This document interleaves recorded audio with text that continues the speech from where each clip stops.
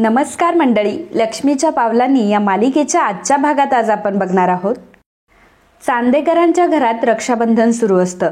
रोहिणी ही श्रीकांत काकाला राखी बांधत असते आणि ते सर्व बघून कलाला मात्र तिच्या माहेरची आठवण होत असते. परंतु सरोज मॅडमने तिला बजावून सांगितलेलं असतं की तू मात्र तुझ्या माहेरी जायचं नाही. त्यामुळे कलाला फार वाईट वाटत असतं. श्रीकांत काका आणि रोहिणीची रक्षाबंधन बघून ती फक्त मनोमन खुश होत असते.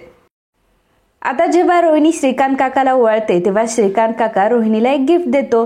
तर रोहिणी ते गिफ्ट बघते आणि म्हणते की अरे श्री, किती लाऊड आहे ही साडी. म्हणजे तुला असं वाटतंय का की माझं वय होत चाललंय. श्रीकांत काका तिला म्हणतात की मला माहित होतं की तू हा प्रश्न मला विचारणार आणि तू असं बोलणार, म्हणूनच मी मुद्दाम प्राइस टॅग तसाच ठेवलाय, कारण खूप महागातली ब्रँडेड साडी आहे ही. रोहिणी म्हणते की ठीक आहे, थँक्यू, नेसेल मी एकदा दोनदा तरी, आणि by the way thank you so much. आता कला सगळ्यांना म्हणते की बऱ्याच सगळ्यांना भुका लागल्या असतील, जेवायला वाढते, मी पानं घेते, कारण आज नारळी भात केलाय. आबा म्हणतात की अरे वा, नारळी भात, चला मग सगळे जेवून घेऊयात. त्याच वेळी तिथे अद्वैत येतो आणि म्हणतो की थांबा. अद्वैतच्या सोबतच संगीता आणि काजल सुद्धा आलेले असतात. कला जेव्हा संगीताला आणि काजलला सोबत बघते तेव्हा तिला प्रचंड आनंद होतो. तर सरोजच्या चेहऱ्यावरचे मात्र सगळे रंग उडालेले असतात. काजल आली आहे म्हणून सोहम तर भलताच खुश झालेला असतो. कला आता संगीता आणि काजलकडे जाते. आई, अगं तू इथे कशी काय आलीस. तेव्हा संगीता सांगते की अगं जावई बापूच आम्हाला न्यायला आले होते. हे ऐकल्यावर सरोजला आता प्रचंड राग आलेला असतो. कला त्या दोघांनाही आतमध्ये यायला सांगते. आबा म्हणतात की घरात सणाच्या दिवशी पाहुणे येणं म्हणजे दुग्ध शर्करा असतं. आणि ते अद्वैतला विचारतात की काय रे अद्वैत, ही मंडळी तुझ्यासोबत कशी काय. तेव्हा अद्वैत सांगतो की अहो आबा, जेव्हा काल मी हिच्यासोबत बोलत होतो तेव्हा मला कळलं की हिला माहेरी जाण्याची खूप इच्छा आहे, परंतु नंतर ती मला म्हणाली की नंतर तिचं जाणं कॅन्सल झालं. मग मी असा विचार केला की शेवटी नवरा म्हणून ही माझीच जबाबदारी आहे, आणि मग मी कसलाही विचार न करता डायरेक्टली यांच्या घरी गेलो आणि यांना घेऊनच आलो. अद्वैत अगदी आबांना हे सगळं पटवून देत असतो, कारण खरं तर त्याला आबांनाच इम्प्रेस करायचं असतं. आबांनी त्याला चांगलं म्हणावं आणि आबांना त्याच्या आणि कलाच्या रिलेशनबद्दल कुठलाही डाऊट राहू नये म्हणून अद्वैतने केलेलं हे फक्त नाटक असतं. आणि जेणेकरून कलालाही समजेल की मी बदललोय आणि कलाही मान्य करेल की अद्वैत आता बदललाय. फक्त ही गोष्ट सर्वांना जाणून देण्यासाठी अद्वैतने हे सगळं केलेलं असतं. सरोजला मात्र खूप राग आलेला असतो, कारण सरोजने स्वतः कलाला सांगितलेलं असतं की तू तुझ्या माहेरच्यांना भेटायला जायचं नाहीस, परंतु तिच्या मुलाने हद्दपार केलेली असते आणि तिच्या माहेरच्यांनाच तो घरी घेऊन आलेला असतो. त्यामुळे सरोजला मात्र खूप राग आलेला असतो. तर रोहिणी विचार करत असते की नक्की अद्वैतने म्हणजे कलाला तिच्या घरच्यांना भेटता यावं म्हणून अद्वैत चक्क तिच्या घरच्यांना इथे घेऊन आलाय, आणि तेही या कलासाठी. खरं तर हे सगळं पचायला जरा जास्तच अवघड आहे. आबा अद्वैतला म्हणतात की अद्वैत शाब्बास, आणि खरंच मला तुझ्यावर खूप अभिमान आहे. आता तुला कुठेतरी कळायला लागलं की नाते म्हणजे काय असतात आणि एकमेकांची साथ देणं म्हणजे काय असतं. अद्वैत म्हणतो की थँक्यू आबा. तर सरोज विचार करत असते की काय चाललंय ह्याचं, आणि हा खरेंना घेऊन इथं कशाला आलाय. आता त्या कलाला बरं वाटावं म्हणजे ही अद्वैतची जबाबदारी आहे असं तर अद्वैतला नाही वाटत ना. ह्या मुलीने ना तर नुसता बाजार मांडलाय असं म्हणून सरोज आता रागारागात तिथून निघून जाते, कारण सरोजला आता ते अजिबात बघवत नसतं. सरोजने जरी नकार दिलेला असला तरी अद्वैत मात्र कलाच्या आईवडिलांना घरी घेऊन आलेला असतो. ही गोष्ट सरोजला पचत नसते, त्यामुळे सरोज आता तिथून निघून जाणंच बेटर समजते. आबा म्हणतात की बरं जाऊ द्यात, आता आपण राखी बांधण्याचा कार्यक्रम सुरू करूयात. कला म्हणते की हो. आता सर्वजण बसलेले असतात. कला पहिल्यांदा नयनाला बसवते आणि म्हणते की नयनाताई तू पहिल्यांदा बस, कारण तू मोठी बहीण आहेस आणि पहिला मान देखील तुझाच आहे. नयना आता सोफ्यावर बसलेली असते. कला तिला पहिल्यांदा कुंकू लावत असते. तेव्हा नयना कलाला म्हणते की हे बघ कला, प्लीज मला कुंकू वगैरे लावू नको, मला ॲलर्जी होते त्याने, त्यामुळे फक्त तसंच ओवाळ मला. आणि मग कला आता नयनाला कुंकू लावत नाही आणि तसंच ओवाळते आणि राखी देखील बांधते. कला नयनाला राखी बांधते. त्यानंतर काजल देखील नयनाला राखी बांधते. मग काजल आता कलाला सांगते की तायडे आता तू येऊन बस. काजल आता कलाला राखी बांधत असते. काजल जेव्हा कलाला राखी बांधत असते त्यावेळी सोहम मात्र गुपचूप काजलचे फोटोज काढून घेत असतो. त्यानंतर नयना सुद्धा कलाला राखी बांधते. आणि मग आता वेळ असते काजलची. काजल आता सोफ्यावर बसलेली असते. पहिल्यांदा नयना काजलला राखी बांधते आणि मग नंतर कला. रक्षाबंधनाचा कार्यक्रम आता उरकलेला असतो, तर आबा म्हणतात की खरंच आज माझं मन अगदी भरून पावलं आणि आता आपण सगळेजण जेवून घेऊयात. संगीता आबांना म्हणते की आबाजी तुम्ही जेवून घ्या, आम्ही आता निघतो. तर आबा म्हणतात की अहो असं कसं, सणावाराला आलात तुम्ही आणि न जेवताच जाणार. अहो कलाने आज स्पेशल नारळी भात बनवलाय, निदान तो तरी खाऊन जा. तेव्हा संगीता म्हणते की चालतंय की आबाजी, आणि मग त्यानंतर सगळेजण जेवायला जातात. इकडे कला जेव्हा किचनमध्ये असते त्यावेळी अद्वैत तिथे येतो. अद्वैत पाणी पिण्यासाठी तिथे आलेला असतो. कला आता सगळ्यांना बघते की सगळे बिझी असतात, ते बघून अद्वैतशी ते बोलायला जाते आणि अद्वैतला म्हणते की अद्वैत मला जरा तुझ्याशी बोलायचं होतं. अद्वैत म्हणतो की हो बोल ना, काय बोलायचं होतं तुला. कला म्हणते की अद्वैत मला तुला मनापासून थँक्यू म्हणायचं होतं. हे बघ मला माझ्या माहेरी जायचं होतं आणि नैनाताईने यायला नकार दिला. आम्ही आज माहेरी गेलो नसतो तर आई मात्र फार हिरमुसली असती, परंतु आज मात्र आईला आणि गुंड्याला घेऊन तू इथे येण्याचा जो मध्य घातलाय ना, त्यामुळे सणही साजरा झाला आणि आई सुद्धा खूप खुश झाली. त्याबद्दल खरंच मनापासून थँक्यू. कला आता अद्वैत समोर हात पुढे करते तर अद्वैत देखील हँडशेक करतो आणि कलाला विचारतो की थँक्स कशासाठी.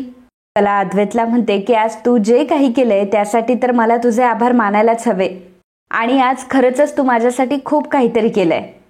तेव्हा अद्वैत कलाला म्हणतो की मी देखील तुला मनापासून सांगतोय की यासाठी आभार मानायची काहीच गरज नाही. हे बघ मी आज जे काही केलं ते भरपाईचा एक प्रकार होता असं समज. एखादी गोष्ट घडताना जोपर्यंत मी माझ्या डोळ्यांनी बघत नाही तोपर्यंत मला मात्र विश्वास बसत नाही. आता मंगळागौरीच्या दिवशी जे काही झालं ते तर मी स्वतः माझ्या डोळ्यांनी बघितलं. तुझ्या घरच्यांनी एक छोटासा आहेर आणला म्हणून त्यांना किती सारं ऐकून घ्यावं लागलं आणि जे मला सुद्धा अजिबातच पटलं नाही. त्यामुळे तुला सांगतोय की यासाठी आभार वगैरे मानायची काहीही गरज नाही. कला अद्वैतला म्हणते की परंतु माझ्यासाठी तू जे काही केलंयस ना ती खरंच खूप मोठी गोष्ट आहे. अद्वैत कलाला म्हणतो की मी अद्वैत चांदेकर आहे आणि मी नेहमी मोठ्याच गोष्टी करतो. एवढं बोलून अद्वैत तिथून निघून जातो. तर कला मात्र मागे हसत असते आणि ती मनात विचार करत असते की चांदेकर जे काही करतोय ते चांगलं आहे की वाईट आहे हे मला नाही माहिती, कुठल्या मनाने तो हे सगळं करतोय ते मला नाही माहिती, परंतु तो जे काही करतोय ते फार चांगलं आहे. तर हॉलमध्ये सगळेजण बसलेले असतात. कलाही तिथे येते. रजनी कलाला म्हणते की काय ग कला, आता दिवसभर फक्त कामच आवरत बसणार आहेस का. अगं तुझी आई आलीये, बहीण आलीये, जरा त्यांच्याशी गप्पा मार. आबा म्हणतात की रजनी अगदी बरोबर बोलतीये. अगं कला आईसोबत जरा गप्पा वगैरे मार. कामं तर काय होतच असतात. एक काम कर, तुझ्या आईला तुझ्या खोलीमध्ये घेऊन जा आणि निवांत गप्पा मारा. कामं तर होतच असणार आहे. कला संगीताला म्हणते की आई चल तू माझ्या खोलीत. तेव्हा संगीता थोडीशी घाबरत असते. तेव्हा रजनी म्हणते की अहो जा, तुमच्याच मुलीच्या खोलीत जायचंय तुम्हाला. मग संगीता आता उठते आणि कलासोबत तिच्या रूममध्ये जाते. आता कला आणि संगीता दोघीही कलाच्या रूममध्ये आलेले असतात. तर संगीता डोळे भरून कलाची रूम बघत असते. तिला फार आवडते. संगीता आणि कला दोघीही सोफ्यावर बसलेल्या असतात. संगीता कलाला म्हणते की कले खरंच आबाजी तुझं फार कौतुक करतात हा. त्यांच्या डोळ्यात तुझ्याबद्दल असलेलं कौतुक बघून ना मला खरंच खूप छान वाटलं. आणि मग मी सुद्धा मनात म्हटलं की मग माझी कला आहेच कौतुक करण्यासारखी. कला संगीताला म्हणते की आई तुला खरं सांगू, अगं हे आजोबा आपल्याच आजोबांसारखे आहे. अगं माझ्या अगदी छोट्या छोट्या गोष्टींचंही ते कौतुक करतात. म्हणजे बाकी कोणी काही म्हणू दे तरी सुद्धा आबा नेहमीच माझ्या पाठीशी उभे असतात. कधी कधी तर मला फार लाजल्यासारखं होतं. तर संगीता म्हणत असते की हो ना, आबाजींच्या रूपामध्ये तुला आजोबाच मिळालेत. अगं मी तुला खरंच सांगते, ते तुझ्यावर नातसुनेसारखं नाही तर नातेवाने जीव लावतात. संगीता मनात म्हणत असते की मग माझी कला आहेच सगळ्यांना जीव लावणारी. जिथे जाईल तिथे सगळ्यांना आपलंसं करून टाकते. सासरी अगदी छान रमलीये माझी लेक. कलाचं ते कौतुक बघून, सगळ्यांच्या तोंडावर कलाचं नाव बघून संगीताला मात्र खूप आनंद झालेला असतो. एवढंच काय तर अद्वैत कलाच्या खुशीसाठी संगीताला आणि काजलला घ्यायला त्यांच्या घरी सुद्धा गेलेला असतो. त्यामुळे संगीताला सुद्धा अद्वैत बद्दल आता कुठलाही प्रॉब्लेम नसतो आणि आपल्या लेकीचं सगळं चांगलंच झालंय याची देखील संगीताला खात्री पटते. तेव्हा कला संगीताला म्हणत असते की अगं आई तू कुठल्या गोष्टींमध्ये रमलीयस. तेव्हा संगीता म्हणते की काही नाही ग, मला तर ना एका वेगळ्याच गोष्टीचं आज समाधान वाटतंय. कला विचारते की वेगळी गोष्ट, कुठली वेगळी गोष्ट. तर इकडे जेव्हा अद्वैत हा सरोजच्या रूममध्ये गेलेला असतो तेव्हा सरोज मात्र अद्वैतला बोलण्याचा एकही चान्स सोडत नसते. कारण अद्वैत तिच्या पूर्णपणे अपोजिट वागलेला असतो आणि सरोजला या गोष्टीचा प्रचंड राग आलेला असतो. सरोज अद्वैतवर ओरडत असते आणि म्हणते की काय तुझ्या लक्षात येत नाहीये मला तुझ्याशी काय बोलायचे ते. अद्वैत सरोजला विचारतो की आई अगं काय झालंय तुला, खरंच तुला बरं वाटतंय ना. सरोज त्याच्यावर चिडते आणि म्हणते की अद्वैत आता मला इरिटेट होतंय हा, मला खरं तर विश्वासच बसत नाहीये की तू माझा अद्वैत आहेस. अरे तू कलाच्या घरी गेला होतास ना, तू का तिच्या आईला आणि तिच्या बहिणीला आपल्या घरी आणायला गेला होतास. मला याचं कारण सांग अद्वैत की का तू असं का केलंस. तर इकडे संगीता कलाला अद्वैतचं कौतुक सांगत असते आणि कलाला ती सांगत असते की आज जावई बापू स्वतः आम्हाला न्यायला आले होते. मी त्यांना हेही म्हटलं की कशाला तुम्ही एवढा तुमचा टाइम वेस्ट करून इथे आले, तुम्हाला तुमचे कामं असतील. पण मग तुला माहितीये का ते काय म्हटले ते. कला विचारते की काय म्हटले. संगीता म्हणते की ते मला म्हटले की मला कलेचा आनंद जास्त महत्वाचा आहे म्हणून. आता रक्षाबंधन हा सण आपण वर्षानुवर्ष साजरा करत असतो ना, मग लग्न झाल्यानंतर तो का विसरायचा. अगं त्यांना हे सगळं मनापासून वाटलं म्हणून तर ते आम्हाला तडक न्यायलाच आले.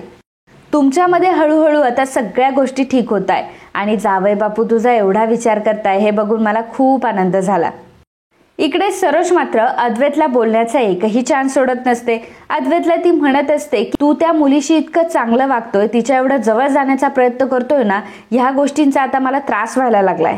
तुला माहितीये ना त्या मुलीची या घरामध्ये आणि तुझ्या आयुष्यामध्ये शून्य किंमत आहे का. मला सांग की ती मुलगी तुझ्या आयुष्याचा एक अविभाज्य घटक बनलीये का. त्या लोकांनी तुझ्यासोबत काय काय केलंय हे सगळं तुला आठवतंय ना.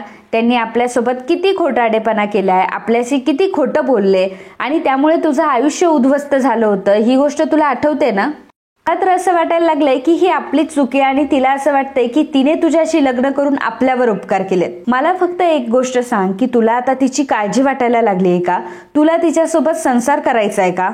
अद्वैत मला या सगळ्या गोष्टींचे उत्तर दे. नक्की त्या मुलीमध्ये आणि तुझ्यामध्ये नक्की काय सुरू आहे, तुला त्या मुलीची एवढी काळजी का वाटते आणि आज तर तू हद्दच पार केलेली आहे. इकडे संगीता ही कलाला म्हणत असते की प्रत्येक आईचं स्वप्न असतं की तिच्या मुलीचा संसार तिला अगदी सुखाने बघायचा असतो आणि आज तर मी अगदी भरून पावले. मला आज तुझा सुखाचा संसार बघून खरंच खूप छान वाटलं. आणि कले जावई बापू तुझी किती काळजी घेतात अगं, तुझ्या मनाचा ते किती विचार करतात. पण एक सांगू का तुला, काही वेळा ना मला अद्वैतरावांचं वागणं जरा वेगळं वाटायला लागलंय ग. म्हणजे ते असंही वागतात आणि तसंही वागतात.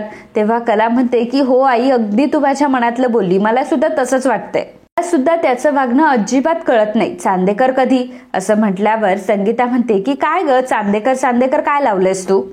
नवऱ्याला असं कोणी आडनावाने हाक मारतं का. मला संगीताला म्हणते की आई जाऊ दे ग, ते महत्वाचं नाहीये. हे बघ मला देखील तुझ्याप्रमाणेच त्याच्या वागण्याचा काहीच अर्थ कळत नाही. संगीता म्हणते की अगं आतापर्यंत तुम्ही दोघंही एकमेकांशी धड बोलतही नव्हतात. मंगळागौरीच्या दिवशी जावई बापू किती चिडले होते तुझ्यावर, मला तर तेव्हा फार भीती वाटली होती. परंतु आता बघ, आता मात्र ते तुझी काळजी सुद्धा घ्यायला लागलेत. अगं तूच या गोष्टीचा विचार कर ना, तुझ्या आनंदासाठी अगदी ते आपल्या घरी आले. इकडे सरोज अद्वैतला म्हणत असते की अद्वैत मला सांग हे जे काय चाललंय ना ते काय आहे नक्की. मला सांग की तू अचानक कसं काय तिच्याशी चांगला वागायला लागला. या वागण्या पाठीमागे तुझा काही विचार आहे का, तू काही विचार केलाय का याबद्दल, हे तरी मला कळू देत. तर इकडे कला सुद्धा संगीताला सांगत असते की आई मला खरंच कळत नाही. मंगळागौरीच्या दिवसापासून अद्वैतमध्ये खूप चेंज झालाय, अद्वैत खूप बदललाय, अद्वैत माझ्याशी खूप चांगलं वागतोय जे की मला कधीच एक्सपेक्ट नव्हतं. तर छोट्या छोट्या गोष्टीत तो माझी काळजी करायला लागलाय, माझा आनंद शोधायला लागलाय. मलाच कळत नाहीये की हे सगळं काय आहे. म्हणजे आधी कधीही असं न वागणारा अद्वैत चांदेकर आज माझ्याशी अत्यंत वेगळ्या पद्धतीने वागतो. त्याच्यामध्ये एवढा चेंज कसा काय झाला आणि तोही मंगळागौरीच्या दिवसापासून, तेच मला कळत नाहीये. तर इकडे सरोज सुद्धा अद्वैतला सारखी विचारत असते की अद्वैत मला खरं सांग, तुझ्यामध्ये एवढा सगळा बदल का झालाय, तू तुझ्यामध्ये एवढा बदल का केलायस, असं कुठलं कारण आहे की तुझ्यामध्ये इतका बदल झालाय. त्यावेळी अद्वैत मात्र त्या गोष्टींचा विचार करत असतो ज्या गोष्टीमुळे अद्वैतमध्ये बदल झालेला असतो आणि मंगळागौरीची गोष्ट त्याला आठवत असते. अद्वैतला आठवतो की जेव्हा तो देवी आईच्या समोर हात जोडून उभा होता तेव्हा तो देवी आईला म्हणत होता की आई आतापर्यंत मी तुझ्यापाशी कधीही हात जोडून उभा राहिलो नाही, मी तुझ्याकडे कधी काही मागितलंही नाही आणि कधीच तुझा अपमानही केला नाही. पण आज मात्र मंगळागौरीची पूजा सुरू असताना तुझा अपमान झाला आणि पूजा अर्धवट राहिली. खरं तर माझ्याकडनं जी चूक झाली त्या चुकीसाठी मी पहिल्यांदा तुझी माफी मागतो. मला माफ कर देवी आई. आज माझ्या आणि खरेच्या भांडणामुळे आबांच्या प्रकृतीवर परिणाम झाला. माझ्यामुळे माझ्या घरच्यांना कधीही त्रास झाला नाही, परंतु तो आज झालाय. असं समज की ती चूक मी दुरुस्त करण्याचा प्रयत्न करतोय आणि म्हणूनच मी आज तुझ्यासमोर उभा आहे. देवी आई, मी तुला वचन देतो की माझ्या आणि खरेच्या नात्यामुळे मी कुठल्याही प्रकारचा त्रास आबांना होऊ देणार नाही आणि त्यामुळेच खरेशी चांगलं वागण्याचं नाटक करण्याचं मी ठरवलंय. मला माहिती आहे देवी आई, हे अजिबात योग्य नाहीये, परंतु माझ्या आबांसाठी आणि माझ्या फॅमिलीसाठी मी अगदी काहीही करू शकतो. आणि हो, ही गोष्ट फक्त आपल्यामध्येच असेल आणि ही गोष्ट मी बाकी तिसरं कोणालाही सांगणार नाही. मी माझं नाटक अगदी व्यवस्थितपणे निभावणार आहे असं अद्वैतने देवी आईला सांगितलेलं असतं. आणि हेच कारण असतं की अद्वैत कलाशी एवढं चांगलं वागत असतो. अद्वैतला त्या सगळ्या गोष्टी आठवत असतात तेव्हा सरोज त्याला म्हणत असते की अद्वैत, अरे लक्ष कुठे आहे तुझं? काहीतरी बोलते मी तुझ्याशी. अरे माझ्या प्रश्नांची उत्तरं दे ना, काय बोलते मी, तुला कळत नाहीये का? अद्वैतला मात्र काहीही करून सरोजला यातलं काही सांगायचं नसतं, कारण अद्वैतने तशी शपथ घेतलेली असते की ही गोष्ट देवी आई आणि त्याच्यामध्येच राहणार आहे आणि सरोजला त्याला याच्याबद्दल काही सांगायचं नसतं. त्यामुळे तो सरोजला म्हणतो की आई अगं, मला एक महत्वाचा कॉल आहे, मी लगेच येतो. आणि मुद्दाम आता फोनचा बहाणा काढून तो तिथून निघून गेलेला असतो. सरोजला ही गोष्ट समजलेली असते की अद्वैतने तिच्यापुढे फक्त बहाणा केलाय. त्यामुळे सरोजला खूप राग आलेला असतो. अद्वैत जेव्हा बाहेर जातो तेव्हा फोन कट करून टाकतो. रोहिणी मात्र त्या दोघांचंही बोलणं ऐकत असते. रोहिणीला समजलेलं असतं की याचा अर्थ अद्वैत हा सरोज वहिनीपासून सुद्धा काहीतरी लपवतोय आणि तिला खूप छान वाटतं की आता नक्कीच काहीतरी राडा होणार. इकडे संगीता ही कलाला म्हणत असते की कला, मला आता असं वाटतंय की सगळं काही छान होणार. बघ ना, अद्वैतराव सुद्धा तुझ्याशी किती चांगले वागायला लागलेत. मला असं वाटतंय की देवी आईने नक्कीच त्यांच्या मनाला कौल दिला असणार. कला बाळा, मी तुला एक गोष्ट सांगू का? तू असं अद्वैतरावांकडे ना संशयाच्या नजरेनं नको बघूस. कधी कधी एखादी छोटीशी गोष्ट सुद्धा माणसामध्ये खूप मोठा बदल करत असते. मला तर असं वाटतंय की मंगळागौरीनेच आशीर्वाद दिला असणार त्यांना, कारण जेव्हापासून मंगळागौरीची पूजा झाली आहे ना घरात, तेव्हापासून त्यांच्यामध्ये खूप बदल झालाय आणि म्हणूनच ते माझ्या कलेशी किती चांगलं वागायला लागलेत. हे बघ बाळा, आता अंबाबाईच्या कृपेने जर सगळ्या गोष्टी चांगल्या होणार असतील तर तू अशा बिनसू देऊ नकोस. संगीताने कलाला अतिशय छान पद्धतीने समजून सांगितलेलं असतं. त्यामुळे कलाला सुद्धा आता संगीताच्या ह्या गोष्टी पटायला लागलेल्या असतात. नक्कीच अद्वैतमध्ये काहीतरी पॉझिटिव्ह चेंज झालाय असं कलाला वाटत असतं आणि अद्वैत आता चांगला वागायला लागलाय, त्यामुळे मीही आता चांगलं वागायला पाहिजे असं कला विचार करू लागते.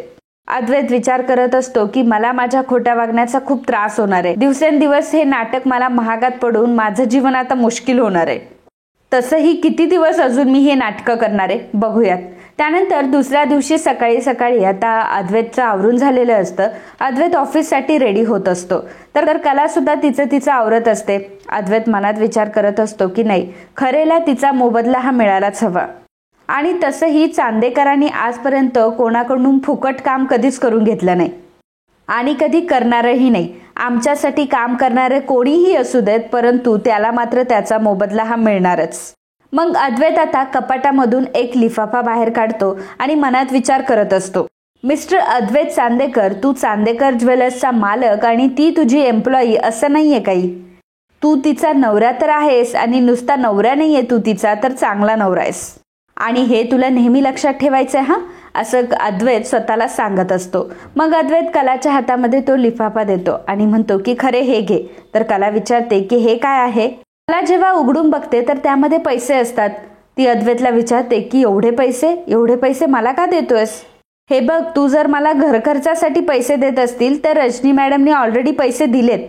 अद्वैत कलाला म्हणतो की नाही, हे घर खर्चासाठी पैसे नाही आहेत. म्हणजे आता तू चांदेकर ज्वेलर्समध्ये डिझायनर म्हणून काम करतेस ना, आणि त्याचे हे पैसे आहेत. हवं तर तुझं पेमेंट आहे असं समज. आणि मिस्टर स्वामीनाथन यांचं तू जे काही प्रोजेक्ट केले त्याचे हे पैसे आहेत आणि बाकीचे पैसे सुद्धा तुला लवकरच मिळतील. असं बोलून अद्वैत तिथून निघून जातो. कला जाता जाता त्याला थँक्स बोललेली असते, परंतु कला खूपच खुश झालेली असते आणि हा नक्की अद्वैत चांदेकरच आहे ना की ज्याने मला माझ्या कष्टाचा मोबदला दिलाय. त्यामुळे ती अद्वैतकडेच बघत असते. मनात ती विचार करत असते की आजपर्यंत मला माझ्या कष्टाचा मोबदला मिळाला नव्हता किंवा मी कधी कष्टच केले नाही किंवा मला कधी मोबदलाच भेटला नाही असं नाही झालंय, परंतु आज मिळालेल्या या पैशांचं माझ्यासाठी खूप महत्त्व आहे. खऱ्या अर्थाने आजच्या कमाईमुळे मला सगळ्यात जास्त आनंद झालाय. मला आवडेल असं काम मिळालंय आणि त्यातून चांदेकर बिझनेसला फायदाही होणार आहे. एवढंच नाही तर त्या कामातून मिळालेल्या पैशातून मी आईबाबांचं कर्ज सुद्धा फेडू शकते आणि इतक्या संकटांना तारून सुद्धा माझ्याच कामाचे पैसे माझ्याच हातात पडतील. ही गोष्ट माझ्यासाठी खूप आहे आणि मी जर हे असे ना असे पैसे माझ्या आईबाबांना दिले तर कर्जाचे 2 हप्ते ते असेच फेडू शकतात. हे सगळं खरं तर आबांमुळेच शक्य झालंय. मला आजोबांचे लवकरात लवकर आभार मानायला हवे. कला खूपच आनंदी असते. कला खुश होऊन आता आबांच्या रूममध्ये जाते. आबांना ती म्हणते की आबा तुम्ही कामात आहात का, मला बोलायचं होतं. आबा म्हणतात की नाही ग, मी तर रिकामाच बसले. बोल ना, काय बोलायचंय? आज जरा तू जास्तच खुश दिसतीयस. कला आबांना म्हणते की हो आजोबा, तुम्ही अगदी बरोबर ओळखलं. आज मी प्रचंड खुश आहे. आज तर एक गंमतच झाली. आणि असं म्हणत कला आता लिफाफा उघडून आबांना पैसे दाखवते. आबा म्हणतात की काय ग, एवढे पैसे? कला म्हणते की हो आबा, आज खरं तर एक गंमतच झाली आणि हे सगळे पैसे मला अद्वैतने दिले. त्याने मला माझ्या कामाचा मोबदला दिलाय. तेव्हा आबा देखील खूप खुश होतात आणि म्हणतात की सुनबाई, अगं काय बातमी दिली आहेस तू? आबा कलाला म्हणत असतात की कला, डिझायनर म्हणून तू कोणालाही मान्य नव्हतीस. तू डिझायनर म्हणून काम करावं असं कोणालाही वाटत नव्हतं. तरी सुद्धा तू डिझायनर झालीस आणि तुझ्या नवऱ्यानेच तुला तुझ्या कामाचा मोबदला दिलाय. खरं तर त्याने निर्णय घेतला म्हणून तर आपल्या पिढीवर तुझी डिझायनर म्हणून नेमणूक झाली. आबा अद्वैतचं कौतुक सांगत असतात तर कला ही मान्य करत असते की खरंच हे सगळं अद्वैतमुळेच झालंय आणि अद्वैतनेच मला हे दिलंय. त्यामुळे अद्वैतबद्दल तिच्या मनातल्या भावना आता जास्तच जागृत झालेल्या असतात आणि तिला अद्वैतबद्दल छान वाटायला लागलेलं असतं. मित्रांनो, आजचा हा भाग इथेच संपतो. पुढील भागात आपल्याला बघायला मिळणार आहे बाबा संगीता आणि काजलला सांगतात की आपण जर हे हप्ते भरले नाही तर आपल्याला मात्र हे घर विकायला लागेल. त्यामुळे संगीता आणि काजलला खूप मोठा धक्का बसलेला असतो. रजनी अगदी रडत रडत कलाला सांगत असते की जेव्हा जेव्हा वेळ येईल ना तेव्हा तुझ्या आईबाबांकडे जात जा. अगं त्यांना खरंच खूप छान वाटतं. निदान त्यांच्या आनंदासाठी तरी माहेरचे पाश अधिक कधीच सोडू नकोस. कला आता तिच्या आईबाबांच्या घरी गेलेली असते आणि जेव्हा दारात उभी असते तेव्हा एक माणूस बाबांना म्हणत असतो की आज तुमच्या 3 मुली आहेत आणि जर तुमचा मोठा मुलगा असता ना तर आज तुमच्यावर ही वेळ आली नसती. मग कला त्यांना म्हणते की का मुलगाच का, मुलगी का नाही? आणि ती त्या माणसाला सांगते की या घरची जबाबदारी घेण्यासाठी मी कला दिनकर खरे सक्षम आहे. आम्हाला हे घर विकायचं नाहीये, त्यामुळे तुम्ही इथून येऊ शकता. कलाने अगदी सडेतोडपणे त्या माणसाला उत्तर दिलेलं असतं जो माणूस घर खरेदी करण्यासाठी आलेला असतो. आणि कला आज तिच्या आईबाबांचा मुलगा झालेली असते आणि मुलगा या नात्याने तिने आज पैसे आणलेले असतात आणि त्यातून ती घर वाचवणार असते.